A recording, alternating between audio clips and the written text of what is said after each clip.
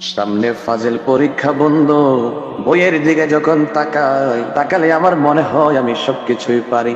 পরীক্ষার পরে আমার কণ্ঠস্থ, মুখস্থ, ঠোঁটস্থ, কিন্তু কি বলবো দুঃখের বিষয় বন্ধু, আজকে আমি মাগরিবের নামাজ পড়ে যখন পড়ার টেবিলের মধ্যে বসলাম, শিয়া একটু চিন্তা করলাম শনিবারের থেকে আমাদের ফাজিল পরীক্ষা শুরু হবে। যেহেতু পড়া যখন পারি রে, একটু বইগুলো খুলে পড়াটা রিভাইজ দেই।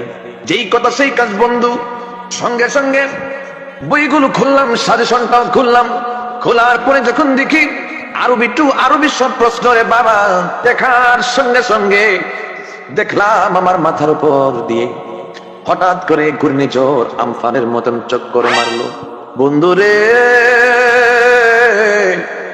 ও আমার ফাজিল পরীক্ষার্থী বন্ধুরা, হঠাৎ করে নিজের সুস্থতার কথা চিন্তা করলাম। নিজের সুস্থতার কথা চিন্তা করে বইটাকে বন্ধ করে দিলাম, সাজেশনটাকে বন্ধ করে দিলাম। বন্ধ করে দিয়ে রে বই এবং সাজেশনকে তাদের আপন জায়গার মধ্যে রেখে দিলাম। ওই আমার ফাজিল দ্বিতীয় বর্ষের বন্ধু, ওই আমার বন্ধু, তোমাদের কি অবস্থা? পরীক্ষার প্রিপারেশন কেমন?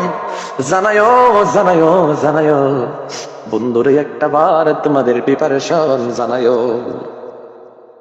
সুবহানাল্লাহ, মাশাআল্লাহ বন্ধু। ও বন্ধু, যে কোকিল কণ্ঠ সুরে তুমি আমাকে তোমার ফাজিল পরীক্ষার কথা শুনিয়েছ, বন্ধু তুমি শুনে রাখো, এমন কণ্ঠ দিয়ে যদি তুমি ওয়াজ করো রে বন্ধু, শুধু ওয়াজ নয়, মানুষের অন্তর সহ ওয়াজ হয়ে যাবে।